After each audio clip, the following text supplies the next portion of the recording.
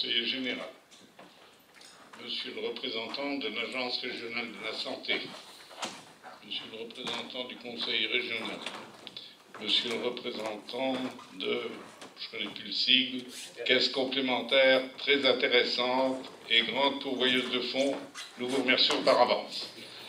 Mesdames et messieurs, on vient de vivre un moment très particulier qu'on attendait depuis longtemps, symbolique, mais très important pour la cité. Si les financements ont tardé, certains pourront trouver prétexte à critiquer la gestion communale, comme je m'en expliquerai tout à l'heure. En fait, ce retard que nous avons enregistré, nous pouvons l'attribuer aux gros problèmes financiers que nous connaissons tous et qui se répercutent au niveau des administrations pourvoyeuses de fonds. Aujourd'hui, les entreprises commencent à s'organiser et pendant 2 ans, elles vont se succéder sur ce chantier. Je pense que bon nombre d'entre elles sont bien contentes d'avoir un chantier pour occuper leurs ouvriers. Et si les communes de France et de Navarre prenaient exemple sur ce que nous faisons, le problème des demandeurs d'emploi, la courbe du chômage, serait certainement transformé. Mais on préfère donner dans l'événementiel, peu durable, alors que chez nous, avec notre vieille qualité de Lorrain, peut-être avare, mais à tous les coups constructeur, nous donnons dans le durable. Et nous nous inscrivons directement dans les grandes philosophies d'aujourd'hui en essayant de nous affranchir des énergies fossiles. Je vous en dirai quelques mots tout à l'heure, mais tout cela s'inscrit dans l'environnement proche de la maison de retraite, puisqu'elle sera alimentée par un chauffage urbain qui aura pour source de chaleur les calories de l'eau de la mine voisine de la maison de retraite. Ce chantier va injecter 4,5 millions d'euros dans l'économie locale. Il va donc permettre, comme je vous le rappelais tout à l'heure, d'assurer un travail à bon nombre d'entreprises et bon nombre d'ouvriers.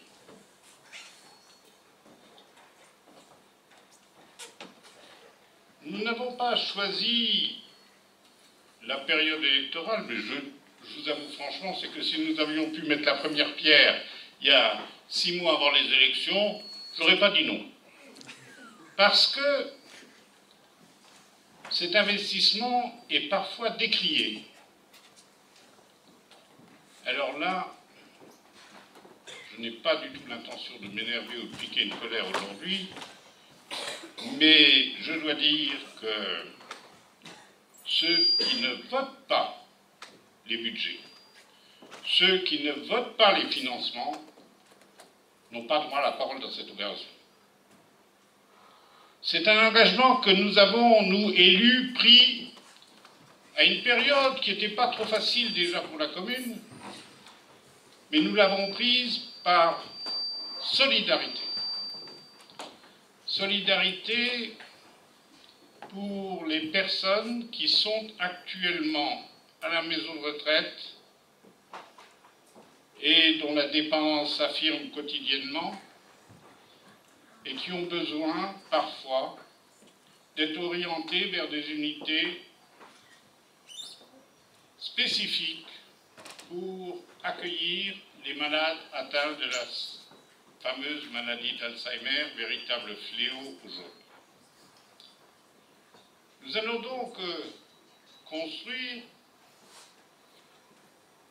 plus de 20 lits, 12 pour l'unité d'Alzheimer, une dizaine pour l'agrandissement de la maison de retraite pour les personnes valides et des lits pour accueil temporaire de manière à pouvoir accueillir des personnes qui sont à leur domicile ou chez leurs enfants, mais qui ont besoin de se retrouver dans une structure où la sécurité et la surveillance est assurée. Ça veut dire que nous avons pensé à cela parce que nous arrivons au terme du remboursement de la première unité existante et compte tenu du financement qui a été assuré, le remboursement intégral des intérêts d'emprunt est assuré par l'association à la commune. Ça veut dire que la commune est la structure porteuse, propriétaire des lieux, et l'association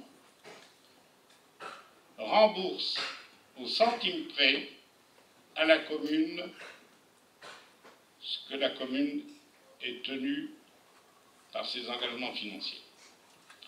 Donc ça ne coûte rien à la commune. Et qui plus est, en finale, lorsque tout sera remboursé, la commune restera propriétaire de l'établissement. Donc, je pense qu'il n'y a pas besoin d'avoir fait des grandes écoles commerciales pour comprendre que le patrimoine de la commune est augmenté. Cela, je tenais à le dire, parce qu'on nous a beaucoup critiqué sur les engagements financiers que la collectivité faisait, et on nous a même plus ou moins traité de fossoyeurs des finances locales. Qui plus est, avec l'aide, ces détracteurs avaient l'aide de certains organismes financiers. Alors là, c'est grave. Parce que ces mêmes gens avaient des représentants locaux qui n'ont pas hésité à un moment ou à un autre à venir nous solliciter pour favoriser l'entrée de personnes de leur famille dans la maison de retraite. Je crois que là, le bât blesse vraiment, et je tenais à le dire aujourd'hui. Donc, nous nous retrouvons aujourd'hui avec l'État, en la personne de monsieur le sous-préfet, que je tiens à remercier, parce que dès sa prise de fonction à Thionville, je lui avais parlé des problèmes que nous avions avec le dossier de financement, particulièrement, mais au niveau de la CDC. Et je tiens à remercier les personnes, les représentants de la CDC, qui nous ont aidés dans cette opération, parce que le dossier avait du mal à venir à la surface, mais il a été débloqué. Je tiens également à remercier l'Agence régionale de la santé, qui a été partante dès le début, et surtout l'efficacité dans l'octroi des autorisations a été très facilitée, et je vous en remercie. Quant au Conseil général, eh bien le Conseil général, dont la mission sociale est quasiment essentielle, le Conseil général ne s'est pas dérobé. Et la participation du Conseil général est conséquente, et elle nous permet donc d'engager les travaux. quant aux caisses de retraite, les caisses complémentaires, eh bien, nous vous remercions parce que vous avez montré que l'investissement dans les établissements comme le nôtre, vous y répondiez favorablement. Et bien sûr, pour nous, c'est une aide sans laquelle on aurait eu quelques problèmes pour boucler le budget. Donc, nous nous retrouvons aujourd'hui avec la structure ancienne telle qu'elle existe et telle qu'elle tourne, animée par un personnel qui est bien sûr mis à dure épreuve puisque les soins à apporter aux personnes âgées, il faut le reconnaître, sont parfois délicats et difficiles, avec un directeur qui est assis dans le fond de la salle pour qu'on ne le voit pas, et qui assure son service avec un véritable sacerdoce. Je tenais à les remercier aujourd'hui parce que la maison dans laquelle ils travaillent est souvent citée comme référence par l'approche qui est donnée à la personne âgée et particulièrement aux personnes très dépendantes. N'oublions pas que dans cette maison, il y a des gens qui devraient avoir leur place dans des hôpitaux. Ça veut dire qu'ils demandent des soins très importants, ils sont bien souvent gravataires, mais pour ne pas les laisser terminer leur jour dans l'anonymat d'une maison, d'un hôpital, le personnel et la direction essayent le plus possible de les maintenir dans ces lieux. Je tenais à vous remercier et surtout à le citer, parce que bien souvent, on considère que la maison de retraite, c'est un petit peu l'endroit où on se décharge des personnes âgées qui deviennent encombrantes dans le milieu familial. Et bien souvent aussi, on retrouve ces gens dans des structures où l'anonymat est assuré et garanti. Là, ça n'est pas le cas. Et nous vous en remercions. Et le moment venu, on le rappellera. Alors j'arrive maintenant au terme de mes propos. Vous m'excuserez d'avoir été aussi long. Mais je voulais simplement vous dire que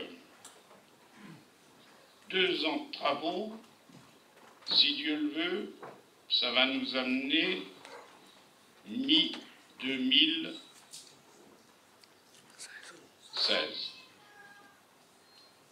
Donc, j'espère, monsieur le sous-préfet, que vous n'allez pas nous faire le tour de partir à la retraite ou bien d'avoir une mutation d'ici là. Et quant aux membres des différentes administrations, je tenais à vous dire dès à présent que nous ferons en sorte qu'avant les vacances de 2016, nous nous retrouvions de manière à sabler le champagne, parce que l'unité d'Alzheimer sera opérationnelle. Et merci d'avance.